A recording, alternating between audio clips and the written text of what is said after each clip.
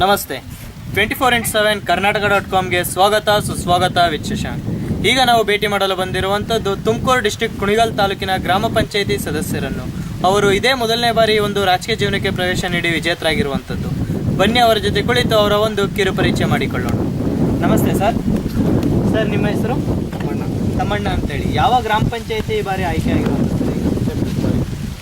ಯಾವ ಗ್ರಾಮ ಪಂಚಾಯಿತಿ? ಕಿಕ್ಕೆರೆ ಗ್ರಾಮ ಪಂಚಾಯಿತಿಯಿಂದ ಆಯ್ಕೆ ಆಗಿರೋದು. ಹೇಗೆ ಅನ್ನಿಸ್ತಾ ಇದೆ ಸರ್ ಈ ಒಂದು ರಾಜಕೀಯ ಜೀವನ? ಸರ್ ಈ ಬಾರಿ ಈಗ ವಿಜೇತರಾದಂಥ ಸಂದರ್ಭದಲ್ಲಿ ಅಂದಾಜು ಎಷ್ಟು ಬಹುಮತಗಳಿಂದ ವಿಜೇತರಾದಂಥ ಸರ್? 223 ಮತಗಳಿಂದ. ಒಟ್ಟು ಮತ ಸರ್ ನೀವು ಪಡೆದಂಥದ್ದು 423. ಸರ್ ಈಗ ಯಾವ ಪಕ್ಷದ ಫಾಲೋವರ್ಸ್ ಆಗಿದೆ? ಜೆ ಡಿ ಎಸ್ ಪಕ್ಷದ ಫಾಲೋವರ್ಸ್. ಸರ್ ಈಗ ಆಲ್ರೆಡಿ ಈಗ 3.5 ವರ್ಷ ಅವಧಿ ಕಳೆದಿದೆ ಸರ್. ಈ ಒಂದು ಅವಧಿಯಲ್ಲಿ ಈಗ ಯಾವ ರೀತಿ ಈಗ ಒಂದು ಜನಸೇವೆ ಎಲ್ಲ ಮಾಡ್ತಾ ಬಂದಂಥ ಕುಮಾರ್ ಮಾಡ್ತಾ ಇದ್ದೀವಿ, ಮುಂದೆ ಮಾಡ್ತೀವಿ ಸರ್. ಈಗ 3.5 ವರ್ಷ ಅವಧಿಯಲ್ಲಿ ಹೆಚ್ಚಿನ ಆದ್ಯತೆ ಯಾವುದ್ರ ಬಗ್ಗೆ ಈಗ ನೀಡಿ ನೀವು ಈಗ ಒಂದು ಮನೆಗಳಾಗಿರ್ಬೋದು, ಶೌಚಾಲಯಗಳಾಗಿರ್ಬೋದು, ಯಾವ ರೀತಿ ಈಗ ನಿರ್ಮಾಣ ಕೊಟ್ಟು ಆ ಜನತೆಗೆ ಸೇವೆ ಮಾಡ್ಕೊಂಡು ಬಂದ?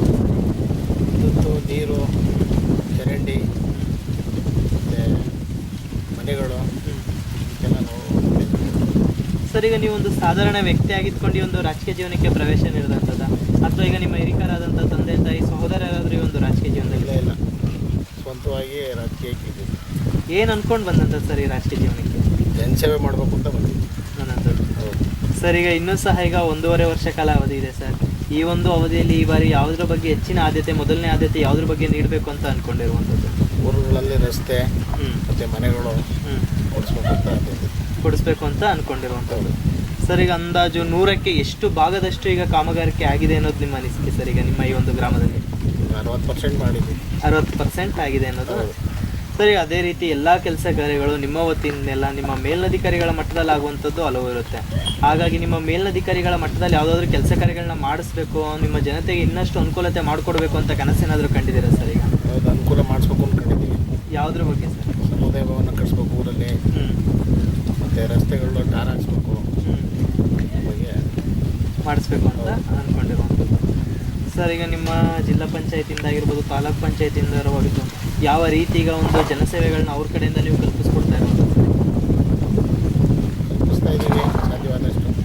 ಮೂಲಭೂತ ಸೌಕರ್ಯಗಳೆಲ್ಲ ಮಾಡಿಕೊಡ್ತಾ ಇದ್ದೇವೆ ಸರ್. ಈಗ ಈ ಒಂದು ರಾಜಕೀಯ ಜೀವನಕ್ಕೆ ಪ್ರವೇಶ ನೀಡೋದಕ್ಕೆ ಗುರುಗಳು ಅಂತ ಯಾರಿದ್ದಾರೆ ಸರ್? ಈಗ ಇಲ್ಲ ಸರ್, ಗುರುಗಳು ಯಾರಿಲ್ಲ, ಯಾರು ಕಾರುಗಳಿಲ್ಲ, ನೀವೇ ಸ್ವಇಚ್ಛೆಯಿಂದ ಬಂದಿರುವಂಥದ್ದು.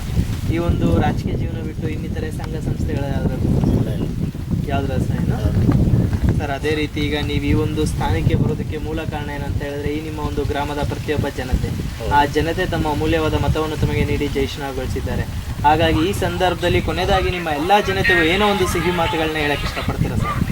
ನಾವು ನಮ್ಮ ಕೈಲಾದಷ್ಟು ಅನುಕೂಲ ಮಾಡಿ ನಾವು ರಾಜಕೀಯಕ್ಕೆ ಬಂದಿದ್ದಕ್ಕೆ ಜನಸೇವೆ ಮಾಡ್ತೀವಿ ಅಂತ ನಾವು ಹೇಳೋದಕ್ಕೆ ಇಷ್ಟಪಡ್ತೀರಾ?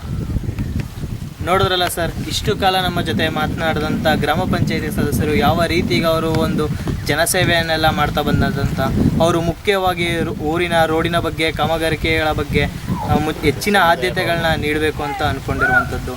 ಇದೇ ರೀತಿ ಅವರು ಇನ್ನು ಮುಂದೆ ಕೆಲಸ ಕಾರ್ಯಗಳು ಮಾಡ್ತಾ ಇರಲಿ, ಅವರೆಲ್ಲ ಕೆಲಸ ಕಾರ್ಯಗಳು ಯಶಸ್ಸಾಗಲಿ ಅಂತ ಹೇಳ್ತಾ ನಮ್ಮ ಮಾತನ್ನ ಮುಗಿಸ್ತಾ ಇದ್ದೀವಿ.